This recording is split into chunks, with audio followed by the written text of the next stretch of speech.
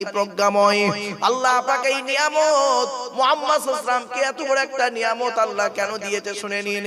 আল্লাহ যাকে তাকে যে কোনো সময় দেননি। আল্লাহ বলছেন যালিকা ফাদলুল্লাহি ইউতিহি মান ইয়াশা ওয়াল্লাহু যুল ফাদলিল আযীম। এই নিয়ামত আল্লাহ দিয়েছে, যাকে খুশি তাকে দান করে। আল্লাহ হলেন বড় করুণাময় আল্লাহ রাব্বুল আলামিন। এরপরে আল্লাহ পাক জানিয়ে দিচ্ছে, বান্দা শোন, ইহুদিদের অবস্থা কেমন জানেন? ইহুদিদের কাছে আল্লাহ পাক একটা কিতাব পাঠিয়েছিলেন, নাম হলো তাওরাত। ওই তাওরাত কিতাবটা মুসা নবীর প্রতি নাজিল হয়েছে। তাওরাত কিতাবটা হলো 1000 পারা। কত কত কত 1000 পারা তাওরাত কিতাব। আল্লাহ পাক কোরআনে বলছেন, মাসালুল লাযীনা হুমিলুত তাওরাতা সুম্মা লাম ইয়াহমিলুহা কামাসালিল হিমারি ইয়াহমিলু আসফারা। আল্লাহ বলছেন ইহুদিদের অবস্থা হলো এই রকম। কি রকম অবস্থা? ওদেরকে আমি আল্লাহ তাওরাত কিতাব নাযিল করেছিলাম, ওই কিতাবটাকে ওরা বহন করলো কিন্তু আমল করলো না। আমল করলো না। ওদের অবস্থা ওই গাধার মতো, যে গাধা কেবলমাত্র বোঝা বইতে পারে, যে গাধা কেবলমাত্র বোঝা বইতে পারে। ইয়াহমিলু আসফারা বিসা মাসালুল কওমিল লাযীনা কাযযাবু বিআয়াতিল্লাহ। সবথেকে নিকৃষ্ট জাতি হলো তারা যারা আল্লাহর আয়াতকে মিথ্যা আরোপ করে। আল্লাহর আয়াতকে মিথ্যা আরোপ করে। ওয়াল্লাহু লা ইয়াহদিল কওমাজ জালিমিন। আল্লাহ পাক কোনদিন জালেম কওমকে হেদায়েত করেন না। আর মুসলমানদের অবস্থা হচ্ছে এমন, কিরকম জানেন? এদের কিছু কিছু অবস্থা হয়ে গেছে ইহুদিদের মতো অবস্থা। এদের হেদায়েতের জন্য আল্লাহ পাক দিল কোরআন, কোরআন নাযিল করলো, সেই কোরআনটাকে এরা বাড়িতে বহন করলো, বাড়িতে রেখে দিল, কিন্তু সেই কোরআনটা পড়লো না, আর সেই কোরআন নিয়ে আমলও করলো না। আর এই কোরআনের কথা বললেও এ মুসলমানেরা আবার রেগেও যায়। এই কোরআনের কথা বললো এ মুসলমান আবার ঘৃণার চোখে দেখে। খবরদার নয় বাপ, কোরআনের পথে ফিরে আসুন, কোরআনের আলোচনার দিকে ফিরে আসুন। আপনাদের হাতে ধরে বলে যাচ্ছি, এই জলসার কমিটি বা এই জলসার বাড়িওয়ালা ভাইয়ের আত্মীয় সকলকে আমি বলে যাচ্ছি, এখানে যত মানুষ বসে আছেন আপনাদের হাতে ধরে পায়ে ধরে বলে যাচ্ছি বাপ, অনুরোধ করে বলে যাচ্ছি, মসজিদের ইমাম সাহেবের কাছে বসে 1 বছরে কোরআনটা শিখে নেবেন। কোরআন শিখে নেবেন, কোরআন শিখে নেবেন। কোরআন এমন এক কিতাব, আপনি পড়লেও নেকি, শুনলেও নেকি। জোরে বলুন সুবহানাল্লাহ। এরপরে ইহুদিদের ধারণা কি জানেন? শুনে নিন।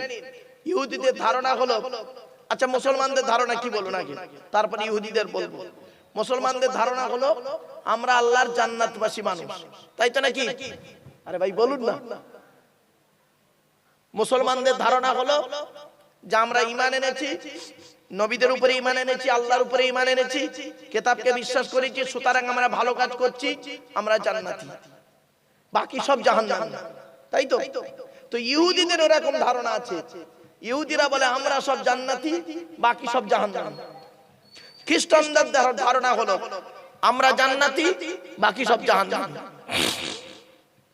তাই আল্লাহ পাক বলছেন, এই কথা নবীর কানে এসে পৌঁছায়।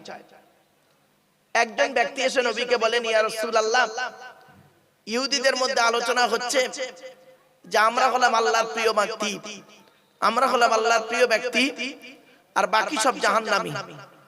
তো ইয়া রাসূলুল্লাহ, আমরা আপনার প্রতি ঈমান এনেছি, কোরআনের প্রতি ঈমান এনেছি, কোরআন মোতাবেক জীবন যাপন করছি, আপনার কথা মোতাবেক জীবন যাপন করছি, তাহলে আমাদের অবস্থা কি? আল্লাহ পাক এই আয়াতটা তখন নাযিল করে জানিয়ে দিলেন কি, নবী, ইহুদিরা যে বলছে আমরা আল্লাহর প্রিয়, তাহলে নবী তুমি ওদের সঙ্গে একটা চ্যালেঞ্জ করো। চ্যালেঞ্জ করো। কি চ্যালেঞ্জ? যে তোমরা যদি আল্লাহর প্রিয় হও, আর আমিও মুহাম্মদ সাল্লাল্লাহু আলাইহি ওয়াসাল্লাম বলছি আমিও আল্লাহর প্রিয়, তাহলে চলো ফাঁকা মাঠে তোমরা আল্লাহর কাছে হাত তুলবে, আমরাও আল্লাহর কাছে হাত তুলবো। এটাই বলবো, আল্লাহ এই দুই দলের মধ্যে যারা হক পথে আছে তারা বেঁচে থাকবে, যারা অন্যায় পথে আছে তাদেরকে এক্ষুনি ধ্বংস করে দাও। চলো দেখি পারবে? আল্লাহ পাক নবী মুহাম্মদ সাল্লাল্লাহু আলাইহি ওয়াসাল্লামকে বলছেন তুমি ওদের সঙ্গে এই চ্যালেঞ্জটা করো, ব্যাস। আল্লাহ পাক বলছেন নবী দেখবে, তুমি যখন ওদেরকে বলবে চলো, তোমরা ইহুদিরা তো বলছো আমরাই আল্লাহর প্রিয়, আর মুসলমান মুহাম্মদ সাল্লাল্লাহু আলাইহি ওয়াসাল্লামের মতে মানে মুহাম্মদ সাল্লাল্লাহু আলাইহি ওয়াসাল্লামের দলে যারা আছে ওরা সব জাহান্নামী, ওরা আল্লাহর প্রিয় নয়। তো ঠিক আছে, চলো তোমরা আমরা চলো একটা মাঠে গিয়ে আল্লাহর কাছে আমরা হাত তুলে দোয়া চাইবো যে আল্লাহ আমাদের মধ্যে যারা দুই দলের মধ্যে যে দল খারাপ আপনি তাদের জাহান্নামায় দেবেন, ধ্বংস করে দেন, যারা ভালো তাদেরকে বাঁচিয়ে রাখুন। আল্লাহ বলছে এই চ্যালেঞ্জটা করো ওদের সাথে, দেখবে ইহুদিরা জীবনে কোনোদিন এই চ্যালেঞ্জে তোমার সঙ্গে আসবে না। কারণ ওরা পৃথিবীতে বহু নবীকে হত্যা করেছে, বহু নবীর প্রতি অত্যাচার করেছে। ওরা এমন একটা অভিশপ্ত জাতি, ওরা যদি একবার হাত তুলে দোয়া চায় বলে আল্লাহ আমি মুহূর্তের মধ্যে ওদের ধ্বংস করে দেবো। আর ইহুদিরা এটাই জানে যে আমরা যদি আল্লাহর কাছে চাই এখনই আল্লাহ আমাদের ধ্বংস করে দেবে। অনেক ঘটনা আছে বাপ, এখান থেকে ইহুদিদের আলোচনা, ব্যাপক আলোচনা, ব্যাপক আলোচনা বাপ, অধিকার যাচ্ছে না, সূরাটা আমাকে শেষ করতে হবে। চলুন আয়াতটা এবার পড়ি। قل يا أيها الذين هادوا إن زعمتم أنكم أولياء لله من دون الناس فتمنوا الموت إن كنتم صادقين। আল্লাহ পাক জানিয়ে দিচ্ছেন, কুল নবী তুমি বলো, ইয়া আইয়ুহাল্লাযীনা হাদু, হে ইহুদিরা, ইন জামতুম যদি তোমরা ধারণা করো, আন্নাকুম আউলিয়াউ লিল্লাহি মিন দুনিন নাস, আমরা হলাম আল্লাহর খুব প্রিয়, বাকি মানুষরা আল্লাহর প্রিয় নয়, তাহলে চলে এসো, ফাতামান্নাউল মাউতা, তোমরা চলে এসো, মৃত্যু কামনা করব, তোমরা মৃত্যু কামনা করো, ইন কুনতুম সাদিকিন, যদি তোমরা সত্যবাদী হয়ে থাকো। আল্লাহ পাক নিজেই বলে দিচ্ছেন, ওয়ালা ইয়াতামান্নাউনাহু আবাদাম বিমা কদ্দামাত আইদিহিম, ওরা কখনোই মৃত্যু কামনা করবে না নবী, কারণ ওরা পৃথিবীতে যে পাপ কাজগুলো করেছে আমি আল্লাহ, ওরা যদি একবার মৃত্যু কামনা করে ওদের ধ্বংস করে দেব। আল্লাহু লা ইয়াহদিল কওমাজ জালিমিন, আল্লাহ পাক কোনদিন জালিম কওমকে হেদায়েত করেন না। এরপরে আল্লাহ পাক বলছেন, নবী তুমি বলো, قل إن الموت الذي تفرون منه فإنه ملاقيكم ثم تردون إلى عالم الغيب والشهادة فينبئكم بما كنتم تعملون। قل নবী তুমি বলো, ইন্নাল মাউতাল্লাযী, মরণ থেকে তোমরা কোথায় পালাবে, তাফিরুনা মিনহু, মৃত্যু থেকে তোমরা কোথায় পালাবে, মরণ তোমাদের আচানক গিয়ে ধরবে, ফাইন্নাহু মুলাকিকুম, মরণ তোমাদের আচানক গিয়ে ধরবে, সুম্মা তুরাদ্দুনা ইলা আলিমিল গায়বি ওয়াশ শাহাদা, আর মৃত্যুর পরে তোমাদেরকে আমার কাছে ফিরে আসতে হবে, ফায়ুনাব্বিউকুম বিমা কুনতুম তা'মালুন, পৃথিবীতে তোমরা যে পাপ কাজ ভালো কাজ করেছো সমস্ত খবর আমি আল্লাহ তোমাদের দিয়ে দেব। আমার বাপেরা শুনে রেখে দিন, পাঁচটা জিনিস বান্দা কারোর বলার ক্ষমতা নেই। কয়টা কয়টা কয়টা? পাঁচটা। এক নাম্বার আল্লাহ বলছেন, ইন্নাল্লাহা ইনদাহু ইলমুস সাআ, কিয়ামত কবে হবে বান্দা কারোর বলার ক্ষমতা নেই। দুই নাম্বার হলো ওয়াইনাজিলুল গায়স, কোন মেঘে কতটা পানি বর্ষণ হবে বান্দা কারোর বলার ক্ষমতা নেই। তিন নাম্বার ওয়া ইয়ালামু মা ফিল আরহাম, মায়ের পেটে কি আছে ওটা কেউ বলতে পারবে না, চোর হবে না, ডাকাত হবে, আলেম হবে না, হাফেজ হবে। চার নাম্বার ওয়া মা তাদরি নাফসুম মাযা তাকসিবু গাদা, আগামী কাল বান্দা কি খাবার খাবে, কত টাকা উপার্জন করবে, এ বলার ক্ষমতা তোমাদের কারোর নেই। পাঁচ নাম্বার ওয়া মা তাদরি নাফসুম বিআইয়ি আরদিন তামুত, কোন জমিনে কোথায় কি অবস্থায় কেমন করে তোমাদের মৃত্যু হবে এ বলার ক্ষমতা তোমাদের কারণ নেই, একমাত্র আমি আল্লাহই জানি। জোরে বলুন। শুনেনি, মায়ের পেটে বাচ্চা যখন আসে আল্লাহ পাক ৩৪ কেটে গেলে অর্থাৎ ৪ মাস যখন হয়ে যায় আল্লাহ পাক এক ফেরেশতা পাঠিয়ে তিনটে জিনিস লিখে দেয়। এক নাম্বার আল্লাহ বলে লেখ, ফেরেশতা বলে কি লিখবো, আল্লাহ বলছেন এই পৃথিবীর দিন রাত্রির গণনাতে কতদিন বাঁচবে ওইটা তুই লেখ ওর কপালে, তো কপালে প্রত্যেকের লেখা আছে কে কতদিন বাঁচবেন। দুই নাম্বার আল্লাহ বলে লেখ এই পৃথিবীতে কি কি খাবার খাবে, তো ফেরেশতা লিখে দেয়। আল্লাহ পাক বলেন ফেরেশতা লিখে দেয়, মাছ মাংস চাল ডাল আলু পেঁয়াজ যা লেখা লিখে দিল। তিন নাম্বার আল্লাহ পাক বলেন নবী এই ভাই ফেরেশতা তুই লেখ ওই বান্দা পৃথিবীতে কতদিন বাঁচবে, কবে ওর মৃত্যু হবে, কত কবে ওর মৃত্যু হবে, কোন জমিনে কোথায় কি অবস্থায় মৃত্যু হবে আল্লাহ পাক বলে দেন, বান্দা তাই ফেরেশতা তাই সেটা লিখে দেয়। এই জন্য বাপেরা মনে রাখবেন, মৃত্যু আপনার হবেই হবে 100%, এতে কোনো সন্দেহ নেই। কুল্লু নাফসিন যায়কাতুল মাউত, প্রত্যেক নফসকে মৃত্যুর স্বাদ চাখতে হবে। এরপরে আল্লাহ বলছে বান্দা শোন, আইনামা তাকুনু ইদরিকুমুল মাউতু ওয়ালাউ কুনতুম ফি বুরুজিম মুশাইয়াদা। আল্লাহ বলছেন পাহাড়ের চূড়ায় লুকাবি, মৃত্যুর ফেরেশতা ঠিক কৌশল করে পৌঁছে যাবে তোর কাছে। শুধু তাই নয়, আল্লাহ বলছে বান্দা শোন, এখানে অনেক মানুষ তারা বসে আছে, দাঁড়িয়ে আছে, অনেকে মনে মনে ভাবছে হুজুর আমাদের মৃত্যু কোথায় হবে, আমাদের মৃত্যু ঘরের বিছানায় হবে না, বাপ কোথায় হবে শুনে নিন। আল্লাহ নিজেই বলছে কুল, নবী তুমি বলো, কুল্লাউ কুনতুম ফি বুয়ুতিকুম লাবারাযাল্লাযীনা কুতিবা আলাইহিমুল কতলু ইলা মাদাজিহিম। আল্লাহ পাক বলছেন সূরা আল ইমরানের মধ্যে, আল্লাহ পাক বলছেন নবী তুমি বলে দাও, মৃত্যু যদি তোমার যুদ্ধের ময়দানে কপালে লেখা থাকে, ঘরের বিছানায় যদি শুয়ে থাকো, কৌশল করে মৃত্যুর ফেরেশতা ঠিক তোমার কাছে পৌঁছে যাবে। বন্ধুরে, মৃত্যু এমন একটা জিনিস, আজকের এই দুটো হাত দিয়ে এখানে এত মানুষ বসে আছেন, আপনারা একটু দয়া করে হাতটা তুলবেন, কাদের বাম মারা গেছে একটু হাত তুলবেন। বাম মারা গেছে কার? এতগুলো মানুষের বাম মারা গেছে। মা মারা গেছে, এতগুলো মানুষের মা মারা গেছে। আবার অনেকের বাপ আর মা দুটোই মারা গেছে। বাপেরা শুনে রেখে দিন, বাম্মা হলো অমূল্য রত্ন। এই দুটো এখানে বসে বসে একটু চিন্তা করুন তো, এই দুটো হাত দিয়ে আমরা কি করেছি, কত মানুষের লাশটাকে কাঁধে করে নিয়ে গেছি, ঠিক না বেটি?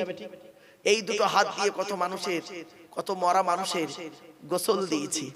এই দুটো হাত নিয়ে আমরা কত মানুষের কি করেছি, জানাজার নামাজ পড়েছি। এই দুটো হাত নিয়ে কত মানুষের কাফন পরিয়েছি। এই দুটো হাত নিয়ে কত মানুষের কবরে শুইয়েছি। এই দুটো হাত নিয়ে কত মানুষের বুকে আমরা মিনহা খলাকনাকুম ওয়া ফিহা নুঈদুকুম ওয়া মিনহা নুখরিজুকুম তারাতান উখরা। এই দুটো হাত নিয়ে আমরা কত মানুষের বুকে মাটি দিয়েছি। আচ্ছা, মাটি দেওয়ার সময় কোনোদিন কি একবার ভেবেছিলেন যে আমি এই মানুষটার জানাজায় হাজির হলাম, এই মানুষের বুকে মাটি দিলাম, আমি মারা যাবার পর আমার জানাজা হবে তো না করোনার মতো বেলচাই করে মাল ফেলে দেবে? একটু ভাবো। এ বন্ধু, মৃত্যু কাউকে ছাড়বে না, কবরে একদিন শুতে হবে, মনে রাখবেন। আজকের আপনারা এই প্লাস্টিকের উপরে বসে আছেন, কালকের চোখ দুটো বন্ধ হয়ে গেলে প্লাস্টিকের নিচেই চলে যাবে, ঠিক না বেঠিক? যে জায়গায় যাবেন, যে ঘরটায় যাবেন, ঘরটার নাম হলো কবর। কি কবর? কবর চারটে কথা বলে। এক নাম্বার কবর বলে আমি কবর দরজা জানালা ছাড়া ঘর, আমি কবর আমার কাছে দরজাও নেই জানালাও নেই। দুই নাম্বার, আজকের বাড়িতে গিয়ে আপনারা প্র্যাকটিস করে দেখবেন, আজকের বাড়িতে গিয়ে দরজা জানালা বন্ধ করে 24 ঘন্টা থেকে দেখবেন, বুঝতে পারবেন কবর কি জিনিস। দুই নাম্বার কবর বলে আমি কবর এমন একটা ঘর, সাপ বিছে পোকামাকড়ের ঘর, সাপ বিছে পোকামাকড়ের ঘর। আপনারা যখন মাটি দিয়ে চলে আসেন, শুনে নিন, মাটি দিয়ে যখন চলে আসেন 8 থেকে 10 দিন পরে ওই লাশটার কি হয় জানেন? 8 থেকে 10 দিন পরে মাথার চুল, ভুরু, গোঁফ, দাড়ি, হাতের নখ, পায়ের নখ খসে খসে পড়ে যায়। 12 থেকে 14 দিনের মাথায় মাথার ব্রেনটা পচে গিয়ে নাক দিয়ে, কান দিয়ে, গাল দিয়ে গড়তে থাকে। 18 থেকে 20 দিনের মাথায়, 18 থেকে 20 দিনের মাথায় পেটটা ফেটে যায়, পোকায় তৈরি হয়। 2 মাসের মাথায় সমস্ত মাংস চামড়া সব শেষ, ফ্রেমটা পড়ে থাকে, হাড়গুলো। 6 মাস পরে ওটাও শেষ। কোথায় গেল? শায়েস্তানগরের সুন্দরী নারী, শায়েস্তানগরের পয়সাওয়ালা লোক, কোথায় গেল তোমার দেহ? মনে রেখো, কবরে তোমাকে শুতে হবে, কবর কাউকে ছাড়বে না। তাই কবরের ভয় করুন বাপেরা, দেহটা যাতে কবরে টাটকা থাকে সেই ব্যবস্থা করুন। এরপরে 2 নাম্বার হলো কবর বলে আমি কবর সাপ বিছে পোকামাকড়ের ঘর। 3 নাম্বার কবর বলে আমি কবর কাউকে চিনি না, কে মাওলানা মুফতি কাউকে আমি চিনি না, ওর আমল ছাড়া আমি কাউকে চিনি না। 4 নাম্বার কবর বলে আমি কবর আমার উপরে লাইটিং করতে গেলে, আমার উপরে আলোকিত করতে গেলে, আমার উপরে খুশবু করতে গেলে টাকার প্রয়োজন হয়, আমি কবর আমার ভেতরে লাইটিং করতে গেলে নেক আমলের প্রয়োজন হয়। আমার বাপেরা, নেক আমল করুন, অনুরোধ করে বলে যাচ্ছি, নামাজটা আদায় করুন। জুমার দিনে অন্তত জুমার নামাজটাও ছাড়বেন না। আল্লাহ কোরআনে কি বলছে দেখি, ইয়া আইয়ুহাল্লাযীনা আমানু ইযা নুদিয়া লিস-সালাতি মিন ইয়াউমিল জুমুআতি ফাসআউ ইলা যিকিরিল্লাহি ওয়া যারুল বাই'a যালিকুম খায়রুল লাকুম ইন কুনতুম তা'লামুন। হে ইমানদার বান্দাগণ, ইযা নুদিয়া লিস-সালাতি মিন ইয়াউমিল জুমুআতি, জুমার দিনে যখন আযান দিয়ে তোমাকে আহ্বান করা হবে, ফাসআউ ইলা যিকিরিল্লাহি ওয়া যারুল বাই'a, বেচাকেনাকে ত্যাগ করে দিয়ে, বেচাকেনাকে ত্যাগ করে দিয়ে, ব্যবসা বাণিজ্য ছেড়ে দিয়ে জুমার নামাজটা পড়ার জন্য তুমি তাড়াতাড়ি চলে এসো। যদি তুমি এই কাজটা করো, যালিকুম খায়রুল লাকুম, ওটাই হবে তোমার জন্য ভালো কাজ। ইন কুনতুম তা'লামুন, যদি তোমরা জেনে থাকো। অনুরোধ করে বলে যাচ্ছি বাপেরা, 5 ওয়াক্ত নামাজ কখনোই ছাড়বেন না। যদি নামাজ কাজাও হয়ে যায়, ফজর যদি কাজা হয়ে যায়, আসর যদি, জোহর যদি কাজা হয়ে যায়, মাগরিবে গিয়ে অন্তত কাজাটাও আদায় করে নেবেন, কিন্তু বাদ যেন না যায়। আল্লাহর নবী বলেছেন, মুরু আওলাদাকুম বিস-সালাতি হুম আবনাউ 7 সিনিন ওয়াদরিবুহুম আলাইহিম ওয়া আবনাউ 10 সিনিন ওয়া ফাররিকু বাইনাকুম ফিল মাদাজি। নবী বলেন, ছেলে মেয়েদের বয়স যখন 7 বছর হবে তখন তাদের নামাজ পড়ার হুকুম করবে। তাদের বয়স যখন 10 বছর হয়ে যাবে, তারা যদি নামাজ না পড়ে তাদেরকে পেটাই দিয়েও নামাজ পড়াবে, আর তাদেরকে পৃথক বিছানায় শুতে দেবে। অনুরোধ করে বলে যাচ্ছি বাপ, খবরদার 5 ওয়াক্ত নামাজ কোনোদিন ছাড়বেন না। এরপরে আল্লাহ জানিয়ে দিচ্ছে, বান্দা শোনো, ইন্নাস সালাতা তানহা আনিল ফাহশাই ওয়াল মুনকার, নামাজ বেহায়ামি, বেহারামি, খারাপ কাজ থেকে মানুষকে হেফাজত করে। নামাজি বান্দা কোনোদিন পাপ কাজে লিপ্ত হতে পারে না। নামাজি বান্দা কোনোদিন সুদ খেতে পারে না। নামাজি বান্দা কোনোদিন ঘুষ খেতে পারে না। নামাজি বান্দা কোনোদিন জিনা করতে পারে না।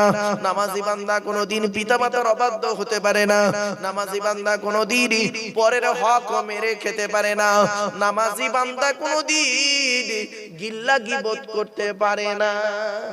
ঠিক না বেটি? নামাজি বান্দা এই কাজ করতে পারে না। যারা করে জানবেন তাদের তো খাঁটি নামাজি তারা নয়, 100% পারফেক্ট নামাজি নয়। ওই নামাজ পড়তে হয়, ফর্মালিটি মেইনটেইন করে, ফজর, জোহর, আসর, মাগরিব, এশা, আযান হলে যেতে হয়, রাকাত পড়তে হয়, রুকু সাজদা দিতে হয়, এইটুকুই জানে।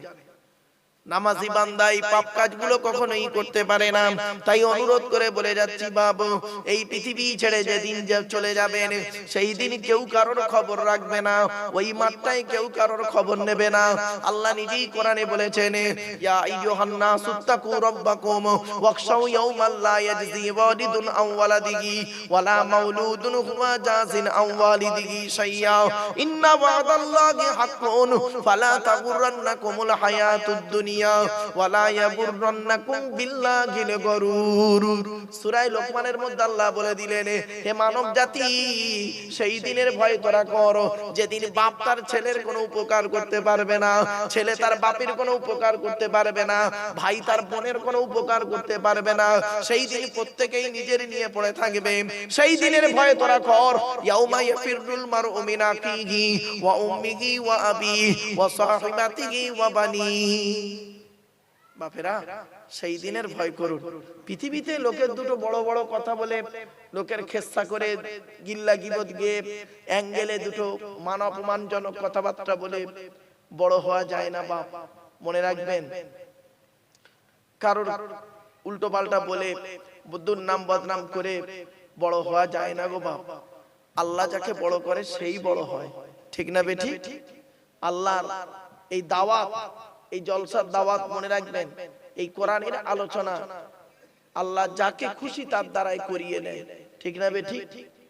আরশে আজিমে দাওয়াত সেটিং হয়, বান্দার হাতে দায়িত্ব নয় বাবা, এটা মনে রাখবেন। চলো এরপরে আল্লাহ বলে বান্দা শোন, নামাজ যখন কমপ্লিট হয়ে যাবে তোরা তখন কি করবি? ফাইদা কুদিয়াতিস সালাতু ফান্তাশিরু ফিল আরদি ওয়াবতাগু মিন ফাদলিল্লাহ। আল্লাহ পাক কোরআনের মধ্যে বলে দিলেন, ফাইদা কুদিয়াতিস সালাতু, যখন নামাজ কমপ্লিট হয়ে যাবে, ফান্তাশিরু ফিল আরদি, জমিনের মধ্যে ছড়িয়ে পড়বে, ওয়াবতাগু মিন ফাদলিল্লাহ, আল্লাহর করুণা অন্বেষণ করবে, অর্থাৎ হালাল ইনকাম করবে, হারাম খাবার কখনোই খেতে যেও না। মনে রাখবেন, হারামের বিরিয়ানি ভাতের থেকে হালালের ডাল ভাতটাই ভালো। বুঝতে পারলেন না? হারামের বিরিয়ানি ভাতের থেকে হালালের ডাল ভাতটাই ভালো। তাই আমার বাপেদের বলে যাচ্ছি, আজকের এই বাপে মায়ে ভাইয়ের বাম্মা সবরাসানির জন্য আপনারা এসেছেন, শুধু ভাববেন না এই বাড়িওয়ালার বাম্মার সবরাসানি আমরা এসেছি বলি ওর বাম্মার সবরাসানি না। প্রত্যেকের বাপ আর মায়ের দোয়ার মাজলিস। আল্লাহর নবী বলেছেন বাম্মার খেদমত করো। শুধু তাই নয়, নবী কোরআনেও বলা হয়েছে বাম্মার সেবা যত্ন করো। যাদের বাম্মা মারা গেছে তারা কি করবে? জুম্মার দিনে বাম্মার কবরটা জিয়ারত করবে। শুধু তাই নয়, আরো বলা হয়েছে বাম্মার পিছনে টাকা পয়সা ব্যয় করবে, জীবিত থাকা অবস্থায় টাকা পয়সা ব্যয় করবে, সেবা যত্ন করবে, তাদের খেদমতের ত্রুটি করবে না। আর মৃত্যুর পরে তাদের কবর জিয়ারত করবে, তাদের জন্য আল্লাহর কাছে ক্ষমা প্রার্থনা করবে, তাদের জন্য দান ও খয়রাত করবে, তারা কবরে শুয়ে শুয়ে সওয়াব পাবে। তাই আল্লাহ পাক কোরআনে জানিয়ে দিলেন, বান্দা শোন, নামাজ যখন কমপ্লিট হয়ে যাবে, ফাইদা কুদিয়াতিস সালাতু, নামাজ কমপ্লিট হয়ে গেলে কি করবে? ফান্তাশিরু ফিল আরদি, জমিনের মধ্যে ছড়িয়ে পড়বে, ওয়াবতাগু মিন ফাদলিল্লাহ, আল্লাহর করুণা অন্বেষণ করবে, মানে হালাল হালাল ইনকাম করবে, হালাল ইনকাম করবে, হারাম ইনকাম কখনোই করতে যাব না। আর কি করবে? ওয়াজকুরুল্লাহা কাসীরা, আল্লাহকে বেশি বেশি করে ভয় করবে, আল্লাহকে বেশি বেশি করে স্মরণ করবে। তাহলে কি হবে? লাআল্লাকুম তুফলিহুন, তোমরাই সফলকামী হয়ে যাবে। এখানে একটা ঘটনা আছে, বাপ শুনে রেখে দিন। একটা ঘটনা বলে যাচ্ছি, ঘটনাটা মাথায় রাখবেন। আচ্ছা, জুম্মার দিনে জুম্মার নামাজের খুতবা কখন হয়? নামাজের আগে না পরে?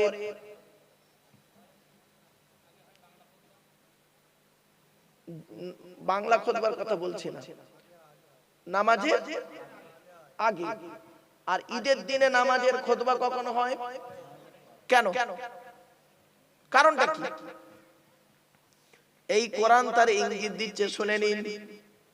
আল্লাহর নবীর জামানায় প্রথম যুগে জুম্মার নামাজের খুতবা ঈদের মতো নামাজের পরেই হতো, নামাজের পরেই খুতবা হতো। তো নবীজি একদিন নামাজের 2 রাকাত নামাজ পড়িয়েছেন, নামাজ পড়িয়ে সাহাবীদেরকে খুতবা দিচ্ছে মসজিদের মেম্বারে দাঁড়িয়ে দাঁড়িয়ে। মসজিদ ভর্তি লোক, নবীজি খুতবা দিচ্ছেন, নামাজ হয়ে গেছে। এবারে হঠাৎ মদিনার বাজারে ফেরিওয়ালারা এসেছে। ফেরিওয়ালা বোঝেন? আমি বলি, এরা ফেরিওয়ালারা এসেছে ভালো মন্দ মালপত্র বিক্রি করতে। নবীজি খুতবা দিচ্ছেন এদিকে, আর একটা একটা করে লোক সাহাবী উঠে উঠে চলে যাচ্ছে ওই ভালো ভালো মালগুলো কিনবে বলে। এইরকম নবীজি দেখতে পাচ্ছেন, কিন্তু উঠে চলে যাচ্ছে, ও উঠে যাচ্ছে, ও উঠে যাচ্ছে, উঠে উঠে যাচ্ছে একটা একটা করে। নবীজি কিন্তু কিছু বলছেন না, খুতবা দিয়ে যাচ্ছে। খুতবা কমপ্লিট, মসজিদ পুরো ফাঁকা, মাত্র 12 জন সাহাবী বসে আছে। কতজন? কতজন? এই 12 সংখ্যাটা মনে রাখবেন। 12 জন সাহাবী বসে আছে, বাকি সব চলে গেছে। ওই যে সাহাবীরা চলে গেছেন, ওদের উদ্দেশ্য কি ছিল? ওরা যে খুতবা শুনবে না এই উদ্দেশ্য নয়, তাদের উদ্দেশ্য ছিল এটাই যে আমরা তো রাসূলুল্লাহর দরবারে সব সময় আসি, খুতবা সব সময় শুনতে পাবো, ওই ভালো ভালো মালগুলো কিনে নি, পরে খুতবা শুনে নেব। কিছু বুঝতে পারছেন? নবীজি খুতবা দিয়ে দিলেন। খুতবা শেষ করে দেখছেন 12 জন লোক বসে আছে, বাকি সব চলে গেছে। নবীজি বলছেন, এই আমি পৃথিবীতে আছি তোমাদের সামনে, তোমাদের সামনে থাকা অবস্থায় যদি এই অবস্থা হয়, তাহলে আমার ইন্তেকালের পরে কি হবে? নামাজ পড়বে আর লোক চলে যাবে, খুতবাই শুনবে না। অতএব আগামী জুম্মা থেকে নামাজের এই জুম্মার নামাজের আগে খুতবা হবে, পরের জুম্মাতে নবীজি করলেন কি জুম্মার নামাজের আগে খুতবা দিতেন। তখন এক সাহাবী জিজ্ঞাসা করলেন, ইয়া রাসূলুল্লাহ, তাহলে ঈদের নামাজটা কি হবে? নবীজি বললেন, ঈদ হলো খুশির দিন, সুতরাং ঈদের নামাজের খুতবা যেমন নামাজের পরে হয় তেমন নামাজের পরেই হবে, জুমার নামাজের খুতবা নামাজের আগে হবে। আচ্ছা, জোহরের নামাজ ফরজ ক রাকাত? 4 রাকাত। আর জুম্মার নামাজ ক রাকাত? কেন? জোহরের পরিবর্তে তো জুম্মা, তাহলে 2 রাকাত কেন? 2 রাকাত নামাজ আর 2 রাকাত খুতবার জন্য। এজন্য খুতবা শোনা ওয়াজিব। অনেক সময় মানুষ খুতবা শুনে অবদ্ধরের মতো, এটা ঠিক না। অনেকে তো খুতবাই শোনে না, নামাজের টাইম হয়ে গেছে, জামাতে ইকামত দিচ্ছে, তখন গিয়ে দাঁড়িয়ে গেল, 2 রাকাত নামাজ পড়ে পালিয়ে এলো। বাপেরা এটা করবেন না বাপ। যখন নবীজি খুতবা দিচ্ছিলেন, সাহাবীরা সব চলে গেল একটা একটা করে, নবীজি একাই দাঁড়িয়ে রইলেন 12 জন সাহাবী ছাড়া। ব্যাস, খুতবা হয়ে যেতে এই আয়াত নাযিল হয়ে গেল। এই আয়াত তখন নাযিল হয়েছে সূরা জুমার শেষ আয়াত নাযিল হয়েছে। তখন কি আয়াতটা পড়ি, মানের সঙ্গে টাচ থাকবে। মনে রাখবেন, কোরআনের শানে নুজুল গুলো যত আছে, ওই শানে নুজুলটার সঙ্গে কোরআনের আয়াতের সম্পর্ক থাকবে। চলো, আল্লাহ বলছেন, ওয়া ইযা রাআউ তিজারাতান আও লাহওয়ান ফাদদু ইলাইহা ওয়া তারাকুকা কাইমাম কুল মা ইনদাল্লাহি খায়রুম মিনাল লাহবি ওয়া মিনাত তিজারা ওয়াল্লাহু খায়রুর রাযিকিন। শেষ। আল্লাহ বলছেন, ওয়া ইযা রাআউ তিজারাতান, তারা যখন ব্যবসায়ীদেরকে দেখলো, আও লাহওয়ান ফাদদু ইলাইহা, অথবা কোন খেলতামাশা দেখলো, ইনফাদদু ইলাইহা, সেই দিকেই তারা ছুটে চলে গেল। ওয়া তারাকুকা কাইমা, নবী তোমাকে মেম্বারে একাকী দাঁড় করিয়ে রেখে চলে গেল। সাহাবীরা সব চলে গেল, ভালো মন্দ মাল কিনতে, ব্যবসা করতে চলে গেল, রিজকের আশায় চলে গেল। নবী তুমি বলে দাও, কুলমা ইনদাল্লাহি খায়রুম মিনাল লাহবি ওয়া মিনাত তিজারা, ওরে আল্লাহর কাছে উত্তম খেল তামাশা ব্যবসা রয়েছে। ওয়াল্লাহু খায়রুর রাযিকিন, আমি আল্লাহ হলাম উত্তম রিজিক দাতা। রিজকের মালিক কে? এজন্য অনুরোধ করে বলে যাচ্ছি, রিজকের মালিক হলো আল্লাহ। আল্লাহ পাক কাউকে বিভিন্ন দিক থেকে তাকে রিজকটা ঠিক পৌঁছে দেয়, ঠিক না বেটি? কেউ জলসা করে রিজক আল্লাহ পাক তাকে মেলায়, আবার কেউ মসজিদে ইমামতি করে, কেউ মাদ্রাসায় চাকরি করে, কেউ স্কুলে চাকরি করে, কেউ বেসরকারি সরকারি চাকরি করে, আবার কত মানুষ আছে চাকরিও করে না, তাদেরকে আল্লাহ রিজক দেয়। যে কোনো উপায়ে দোকানদারি করে, ব্যবসা বাণিজ্য করে, কাজ কারবার করে, খেতে খামারে কাজ করে, শ্রমিকের কাজ করে, বিভিন্ন অ্যাঙ্গেল থেকে আল্লাহ পাক তাদের রিজক দেয়। এই ইউটিউবওয়ালারা বসে আছে দেখতে পাচ্ছেন, এদের রিজক হলো এর ভিতরেই আল্লাহ পাক নির্ধারিত করে রেখেছে। খারাপ ভাবনি বাপ, এই ইউটিউবওয়ালারা বাবা খারাপ ভাবো না বাপ, বাস্তবটাই বলছি। এদের মধ্যে ইনকাম আছে, এদিকে আল্লাহ এদের রিজক দেয়। এতে এমনও ইউটিউবওয়ালা আছে, শুনে নিন, আমি বলে দিচ্ছি আপনাদের, এই পশ্চিম বাংলায় এমনও ইউটিউবওয়ালা আছে, এই ইউটিউবের উপরে নির্ভর করে তাকে মাসে 20-30 হাজার টাকা তার ইনকাম হয়, 1 লাখ টাকাও পর্যন্ত ইনকাম হয়েছে এক মাসে, যেটা একটা সরকারি চাকরিজীবী পারে না। বুঝতে পারছো বাবা? রিজক আল্লাহ কোথায় থেকে দেয়? যেখান থেকে তুমি হালাল রিজক পাচ্ছ, সেইটাকে হালাল ভাবে ব্যবহার করিও বাবা, হারাম ভাবে ব্যবহার করিও না। অনুরোধ করে বলে যাচ্ছে, এই ছেলেগুলো কষ্ট করে রাত জেগে বসে আছে, এতে ভাবছেন বেকার বসে আছে, এত সোজা নয়। আপনারা বুঝতে পারছেন না অনেকে, বাবা এতে যে কি আছে একমাত্র ওরাই জানে। বাপেরা অনুরোধ করে বলে যাচ্ছি, চোখ দুটো বন্ধ হয়ে গেলে সব শেষ। দেখতে দেখতে 11টা বেজে গেছে বাপ, আর বেশি নয়, রাত বেশি করব না। শীতের রাত, প্রচন্ড শীত পড়েছে, মোনাজাত করে দেব। সকলে চলে আসেন, যে যেখানে আছেন বাবা, আপনাদেরকে আমি অনুরোধ করছি, আপনারা চলে আসেন। ভাইয়ের বাম্মা, আত্মীয় স্বজন, কবরবাসীদের উদ্দেশ্যে ইসালে সব। আমি হতভাগা, আমি গতবারে এসেছিলাম মনে হয়, তাই তো নাকি ভাই? এসেছিলাম, আবার আল্লাহ পাক এবছরে আনিয়েছেন। মনে রাখবেন, আমারও বাপ মা চলে গেছে। আমি 2019 সালে অক্টোবর মাসের 3 তারিখে আমি আমার বাপকে হারিয়েছি। আর 2023 সালে বগরা ঈদের দিনে, এই বগরা ঈদ হলো বৃহস্পতিবারে, বগরা ঈদের দিনে বেলা 11:30টার সময় আমি আমার মাকে হারিয়েছি। সুতরাং আমিও আপনাদের মতো একজন বাম্মা হারা সন্তান। সুতরাং আপনাদেরকে আমি অনুরোধ করে বলি, যাদের বাম্মা এখনো বেঁচে আছে তারা এখনো বুঝতে পারেনি বাম্মা কি জিনিস, যাদের বাম্মা চলে গেছে তারা বুঝতে পারছে কি জিনিস হারিয়েছি। মনে রাখবেন, যেদিন বাপের কবরটা মাটি দিলাম, বাপের জানাজা পড়িয়ে, গোসল দিয়ে কাফন পরিয়ে, বাপের জানাজা পড়িয়ে যখন কবরে শোয়ালাম, শুইয়ে বাপ যখন আমি করলাম কি বাপের কবরে শুইয়ে মাটি দিয়ে যখন উঠে চলে এলাম দোয়া করে, সেই দিন থেকে কাউকে আব্বা বলে আর ডাকতে পারিনি। ঠিক না বেঠিক? ভুল বললাম কথাটা? হ্যাঁ, আব্বা নেই, আপনাদেরকে আব্বা বলে ডাকি, আমার ছেলেকেও আব্বা বলে ডাকি, আমার মেয়েকেও আম্মু বলে ডাকি, ডাকি না? কিন্তু ও আশা আর মেটে না। যেদিনে মায়ের কবর জানাজা পড়িয়ে, মায়ের জানাজা পড়িয়ে গোসল দিয়ে কাফন পরিয়ে জানাজা পড়িয়ে মাটি দিয়ে চলে এলাম, সেই দিন থেকে মা ডাকটা আর কাউকে বলতে পারিনি। অনুরোধ করে বলি ভাইরা, বাম্মা যাদের বেঁচে আছে খবরদার বাম্মাকে কাঁদাইও না, খবরদার কাঁদাইও না। বাম্মা চলে গেলে আর পাবে না। নবীজি বলছেন রাদিয়াল্লাহু ফি রাদিয়াল ওয়ালিদাইন ওয়া সাকতুল্লাহু ফি সাকতিল ওয়ালিদাইন। আল্লাহ নবী বলেন, হকের উপরে বাম্মা যদি নারাজ হয়ে যায় আল্লাহ নারাজ হয়ে যাবে, হকের উপরে বাম্মা যদি খুশি হয়ে যায় আল্লাহ খুশি হয়ে যাবে। জোরে বলুন। আমার বাপেরা, যাদের বাম্মা মারা গেছে দান খয়রাত করবেন।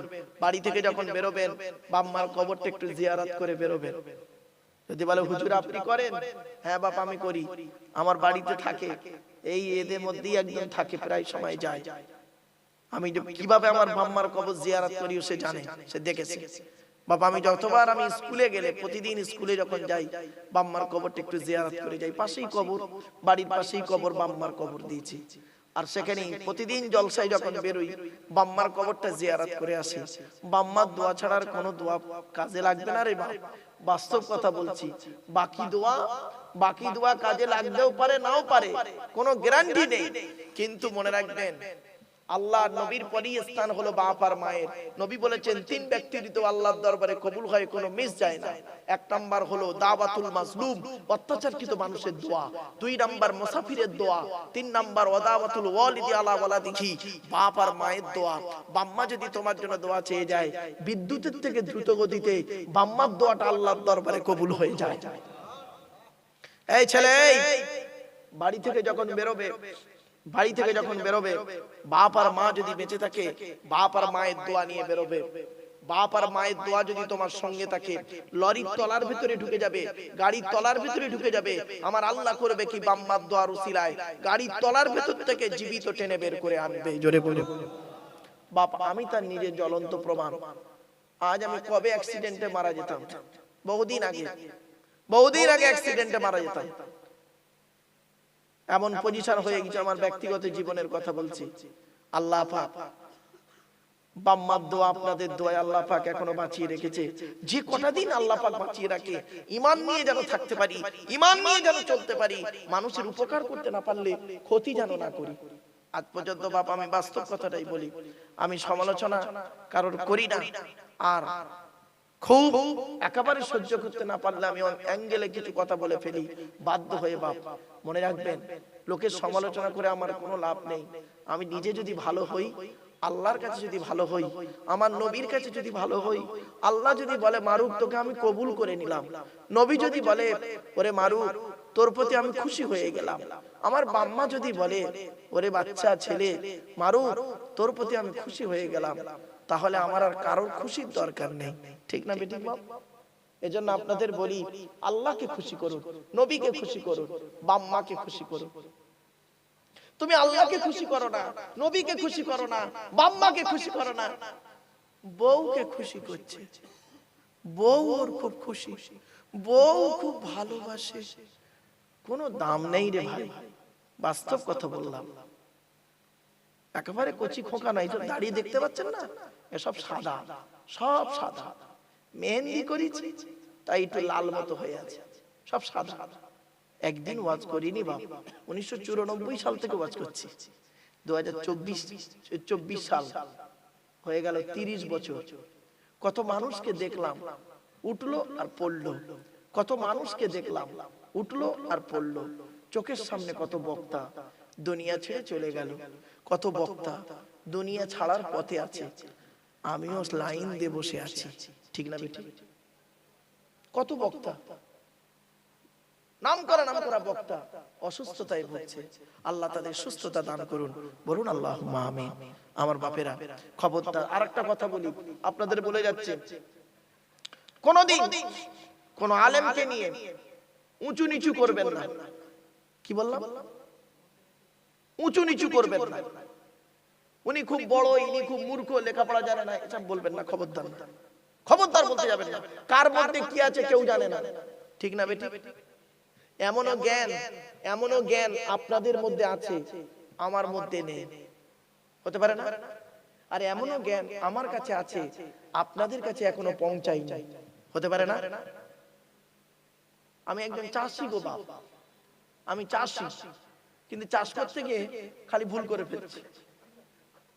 এই জানে আমার বাড়িতে যারা থাকে জানে, জিজ্ঞেস করবেন, প্রচুর জায়গা চাষ করেছি, ধান চাষ থেকে শুরু করে আর যত রকম কি বলবো, ফুলকপি, ওলকপি, বাঁধাকপি, বিট, গাজর, লঙ্কা, হলুদ, আদা, রসুন, পেঁয়াজ, কচু থেকে শুরু করে মটরশুঁটি থেকে বিম কড়াই থেকে শুরু করে লাউ থেকে শুরু করে লঙ্কা থেকে শুরু করে শসা পর্যন্ত, টমেটো থেকে শুরু করে নোটে শাক, পুঁই শাক, পালং শাক পর্যন্ত এখন চাষ করি। আমি তো চাষও করি, কিন্তু চাষ করা আমি জানি না। একটা চাষি আমার ওস্তাদ, একটা চাষি আছে আমার ওস্তাদ, শিক্ষক আমার চাষি, তাকে ফোন করি, বাপ কি হবে, এইটা চালিয়েছি, এই বীজটা, এই টমেটোটা খেয়ে ফেলছে, টমেটো কি বীজ দিতে হবে, বেগুন চাষ করেছি, খালি বেগুনের খালি মরে যায়, লাস্টে আমি একে ধরি ওকে ধরি, কেউ বলতে পারে না। একটা লোক, হিন্দুর লোক রে বাবা, হিন্দুর লোক, তাকে ফোন করেছি, বাবা, বাবু ভালো আছেন? বাবু, হ্যাঁ বাবা ভালো আছি, আপনি ভালো আছেন? একটা জিনিস আপনার কাছে জানবো। যে কি বাবা? আপনি আবার কি জানবেন আমার কাছে? বললাম বেগুন চাষ করেছি, বেগুন খালি ওই গাছ মরে যাচ্ছে, মানে পোকা লেগেছে, কি ওষুধ লাগবে? সে লোকটা আবার ওষুধটা বলে দিল, এনে আবার মারতে হলো। তাহলে শিক্ষা কার কাছে আছে? কি ভাবলেন? খুব বড় জ্ঞানী নাকি? এই দুটো কোরআনের আয়াত জানি বলে আর দুটো হাদিস জানি বলে মনে করে বড় আলেম? দূর, বোকা কোথাকারে। শিক্ষা কার মধ্যে আছে কেউ জানে না, কেউ জানে না। তাই যদি হতো ইমামে আজম আবু হানিফা রাহমাতুল্লাহ আলাইহি একটা মুচির কাছে গিয়ে শিক্ষা অর্জন করতো না, ঠিক না বেটি? আপনারা জানেন তো নাকি, একটা মুচিকে যে জিজ্ঞাসা করেছিল যে কুকুর কখন সাবাল লেগ হয়, উনি এটাই জানতে পারেনি। এত কিছু মসলা হাদিস কোরআন, ইমাম আজম আবু হানিফার মতো আলেম পৃথিবীর জমিনে জন্মগ্রহণ করেছে, কিন্তু আমি জানি না বাবা।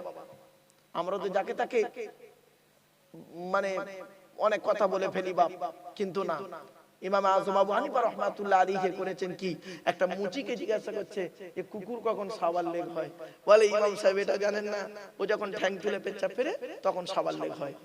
সেই দিন থেকে ইমাম আজম আবু হানিফা রাহমাতুল্লাহ আলাইহি ওই ব্যক্তিটাকে খুব সম্মান করতেন। কিছু বুঝতে পারছেন বাপেরা? এজন্য শিক্ষা কার কাছে আছে কেউ জানে না। কোনোদিন কাউকে বড় করবেন না, বলবেন না অমুক বড় আর অমুক একদম নিকৃষ্ট, খবরদার নয়। সকল আলেম সমান, ঠিক না বেটি? আরে আল্লাহ নিজে করেননি, আপনি কেন করছেন? কোরআনে আল্লাহ পাক এই কোরআনে বলে আছে, লা নুফাররিকু বাইনা আহাদিম মির রুসুলি, রাসূলদের মধ্যেও পর্যন্ত কোনোদিন ছোট বড় করবেন না। প্রত্যেক নবী কাছে সম্মান শ্রদ্ধা করবেন, প্রত্যেক নবীর সুন্নতকে আমরা কম বেশি মানি। এবার আমরা যে নবীর উম্মত, আখেরি নবীর উম্মত, আমরা সব নবীর উম্মত, সব নবীর সুন্নতকে মানি, সব নবীকে আমরা সম্মান করি। আমানতু বিল্লাহি ওয়া মালাইকাতিহি ওয়া কুতুবিহি ওয়া রুসুলিহি, ওই রসুল শব্দটা বহুবচন, সমস্ত রসুলকে আমরা বিশ্বাস করি। ওয়া কুতুবিহি, কুতুব শব্দটা হলো বহুবচন, কিতাবের বহুবচন কুতুব, বহুবচন। আমরা সমস্ত কিতাবকে বিশ্বাস করি, তাওরাত, জবুর, ইনজিল, কোরআন সবগুলোকেই বিশ্বাস করি। আমরা আমলও করি, সহি জিনিসগুলো আমল করি। কিছু বুঝতে পারছেন বাবা? এজন্য খবরদার বাবা, আলেমদের নিয়ে মাতামাতি করবেন না। একে অপরের মধ্যে ঝগড়া, মারামারি, ফিতনা, ফাসাদ, গালি গালা, এ ওর কাফের বলা, ওর বেঈমান বলা, এই সব যেন করতে যাবেন না। এ ওর মুনাফিক বলছে, ও ওর মুনাফিক বলছে, এও মুসলমান, ও মুসলমান, এও একজন বক্তা, ও একজন বক্তা। হায় রে আল্লাহ, আল্লাহ আমাদের সকলকে যেন এই শ্রেণীর মানুষ থেকে, এই শ্রেণীর মানুষ থেকে আল্লাহ যেন আমাকে হেফাজত করে। বলুন আল্লাহুম্মা আমিন। আসুন আমরা একটু নবীর শানে দাঁড়িয়ে বাবা একটু সালাত ও সালাম পাঠ করব। বাবা একটু নবীর শানে দাঁড়িয়ে একটু সালাত ও সালাম পাঠ করব। সাল্লু আলাইহি, তোমরা নবী মুহাম্মাদের উপরে দরুদ পেশ করো। এটা আমরের সিগা। আমর মানে অর্ডার, অর্ডার। কি বললাম বাবা? আদেশ, অর্ডার, আমরের সিগা। সাল্লিমু তাসলিমা, আন্তরিকতার সঙ্গে সালাম প্রেরণ করা। মফউলে মুতলাক, আলেম উলামারা বুঝবে। মফউলে মুতলাক বাবে তাফঈলের এটা মাসদার। তো সালাম পাঠ করার মতো করে সালাম পাঠ করো। তো সালাম পাঠ করা নিয়ে কেউ দ্বিধাবোধ করেনি। সালামটাকে কিভাবে পাঠ করবে? দাঁড়িয়ে পাঠ করবে না বসে পাঠ করবে? এই দাঁড়ানো আর বসা নিয়ে মারামারি, ঠিক না বেটি? ভুল বলছে নাকি? আচ্ছা বাপেরা বলুন, আপনারা এখন নবীর প্রতি দাঁড়িয়ে সালাম পাঠ করছেন আমার সাথে, তাই তো নাকি? আবার বলে আচ্ছা আচ্ছা, অনেক রকমের সালাম নবীকে দেওয়া হয়, অনেক রকম ভাবে দেওয়া হয়। আচ্ছা নামাজে আত্তাহিয়াতু পড়েন তো? তা আত্তাহিয়াতু মধ্যে সালাম নেই নবীর প্রতি? আত্তাহিয়াতু লিল্লাহি ওয়াস সালাওয়াতুত তাইয়্যিবাতু আসসালামু আলাইকা আইয়ুহান নাবিয়্যু ওয়া রাহমাতুল্লাহি ওয়া বারাকাতুহু, এত নবীর প্রতি সালাম দিলেন। আচ্ছা আত্তাহিয়াতু কি দাঁড়িয়ে পড়েন না বসে পড়েন? বলেন বলেন বলেন। বসে পড়ি। তাহলে ওখানে নবীর প্রতি সালামটা আমরা বসে দিলাম, এখানে নবীর প্রতি দাঁড়িয়ে দাঁড়িয়ে সালাম দিলাম। আবার নবীর রওজা মুবারক অনেকে গিয়েছেন, গিয়ে কি করছেন? সালাম দিয়েছেন। ওখানে কেউ বসে সালাম দেয়? আরে ভাই বলুন না, দাঁড়িয়ে গিয়ে আসসালাতু ওয়াসসালামু আলাইকা ইয়া রাসূলুল্লাহ, তাহলে দাঁড়িয়ে সালাম দিলেন। আবার দেখেন সালাম দেওয়া হারাম, সালাম দেওয়া হারাম। কোথায়? পায়খানার ভেতরে ঢুকে গুনগুন গুনগুন করে বলছে ইয়া নবী সালাম আলাইকা। পায়খানার ভেতরে ঢুকে পায়খানা অফিসে ওই করছে, নাউজুবিল্লাহ, এটা হারাম। তাহলে স্থান কাল পাত্র ভেদে মানে আলাদা, মর্যাদা আলাদা, সম্মানও আলাদা। একটা উদাহরণ দিই, আমি এই উদাহরণটা দিতাম কবে জানেন? শুনে নিন। 2000 সালে এই সব নিয়ে মারামারি ঝগড়া চলতো 2000 সালে, মানে আজ থেকে 24 বছর আগে। তখন খুব চলতো। তখন আমি বেশ কিছু উদাহরণ দিয়েছিলাম। তা সেই উদাহরণের মধ্যে থেকে একটা উদাহরণ দিচ্ছি, রাগ করবেন না কেউ যেন, আর খারাপ ভাববেন না। এই ইউটিউব ওয়ালারা, বাবা এটা তোরা যেন ছাড়িস না বাবা, এই জিনিসটা ছাড়বি না, এইটুকু এটা ছাড়িস না বাবা, এটা এদের বোঝানোর জন্য বলছি। এটা কি? আরে এইটা এইটা এইটা এইটা কি? চুল। এটা কি? ভুরু। চুল নয়, চুল নয়, এটা চুল নয়, চুল। নাম ভুরু, মানে নাম ভুরু, এটা কি চুল নয়? চুল। এটা গোঁফ, এটা দাড়ি, চুল। বগলে ওটাও চুল, আর নিচের দিকে এলো না, ওই পর্যন্ত থাক। বাপ শুনে নিন, বস্তুটা কিন্তু এক। আমি যদি আপনাকে, না শোনেন, খারাপ ভাববেন না, আমি যদি একটা চুল নিয়ে, এই এত বড় একটা চুল বা লোম নিয়ে কাগজে করে মুড়ে যদি আপনাকে বলি এইটা হলো মাথা মোবারকের চুল, কোথা থেকে চুলটা এনেছি কিন্তু বললাম না, আপনি অন্ধের মতো যদি বিশ্বাস করেন, সত্যি হলেও হতে পারে, ঠিক না বেটি? তাহলে বস্তুটা হলো এক, স্থান কাল পাত্র ভেদে নাম আলাদা, মানে আলাদা, মর্যাদাও আলাদা, ঠিক না বেটি? আমার বাপেরা মনে রাখবেন, এইসব জিনিস নিয়ে কেন ঝগড়া মারামারি করেন। চলো আমরা একবার দেখে নিই মুজাদ্দিদুজ জামান দাদা হুজুর পীর কেবলা রহমাতুল্লাহ আলাইহি নাম শুনেছেন বাবা? ফুরফুরা শরীফ। আবার বলেন না একটু। দাদা হুজুরকে খুব চেনেন, আল্লামা হুজুরকে খুব চেনেন, কিন্তু এই দাদা হুজুর যার ওসিলায়, যার দোয়ায়, যার মাধ্যমে পীর হলেন, পীর হলেন, যার মাধ্যমে আল্লাহ পাক তাকে মুজাদ্দিদ করালো, সে মানুষটার খবর রাখেন না। হয়েছে? তার নাম হলো সুফি ফতেহ আলী বাইসি রহমাতুল্লাহ আলাইহি। তার কবর কোথায়? কলকাতা মানিকতলায়। ওখানে একটা জলসা হয়, আপনারা যাবেন। দিনের বেলা জলসা হয়, রাতের বেলা হয় না। ওই জায়গাটা চারিদিকটা আমার হিন্দু ভাইরা বাস করে, একটাও মুসলমান নেই ওখানে। খালি মাজারের পাশেই একটা মসজিদ, ওই মসজিদে আজান নামাজ হয়। আর মাজারটা গিয়ে দেখবেন, জিয়ারত করবেন। সুফি ফতেহ আলী বাইসি রহমাতুল্লাহ আলাইহি জবরদস্ত আল্লাহর ওলি। আরে যার ওসিলায় তুমি দাদা হুজুর কেবলাকে মুজাদ্দিদ পেয়েছো, পীর পেয়েছো ইত্যাদি, ঠিক না বেঠিক? তোমরা সেই ফতেহ আলী বাইসি রহমাতুল্লাহ আলাইহির মাজার জিয়ারত করতে যাও না। আমি অনুরোধ করে বলে যাচ্ছি, ফুরফুরায় আপনারা জিয়ারত করতে যান, আল্লাহ হুজুরের মাজার জিয়ারত করতে যান। সময় পেলে একবার একটু ফতেহ আলী বাইসি রহমাতুল্লাহ আলাইহির মাজারটা একটু জিয়ারত করে আসবেন, এটা আমার অনুরোধ আপনাদের কাছে। ওই দিক যাওয়ার পথে মসজিদে নামাজ পড়লেন, জিয়ারতটা করে এলেন। আমার নাম এসেছে দেখবেন, লেখা থাকে আব্দুল্লাহ গিল মারুফ ফাতিহি, লেখা থাকে না? দেখবেন আমার নাম আব্দুল্লাহ গিল মারুফ ফাতিহি। ফাতিহিটা কি শুনে নিন। দাদা হুজুর পীর কেবলা রহমাতুল্লাহ আলাইহি তিনি মাদ্রাসা করেছেন, ফুরফুরা টাইটেল মাদ্রাসা। ওর পুরো নাম কি জানেন? ফুরফুরা ফাতিহিয়া সিনিয়র মাদ্রাসা। ফুরফুরা ফাতিহিয়া সিদ্দিকিয়া নয়, ভালো করে শিখে নিন। সিদ্দিকিয়া তো আমরা চালু করেছি, সিদ্দিকিয়া আমিনিয়া সিদ্দিকিয়া সব আমরা চালু করেছি। আর দাদা হুজুর কেবলা কি করেছে? ফুরফুরা ফাতিহিয়া সিনিয়র মাদ্রাসা। ওনার পীরের নামে ফতেহ আলী বাইসি রহমাতুল্লাহ আলাইহির নামে উনি মাদ্রাসা করেছেন। এই জন্য ফুরফুরা মাদ্রাসা থেকে যারা পাশ করে তাদের নামের শেষে ফাতিহিয়া শব্দটা লেখা থাকে।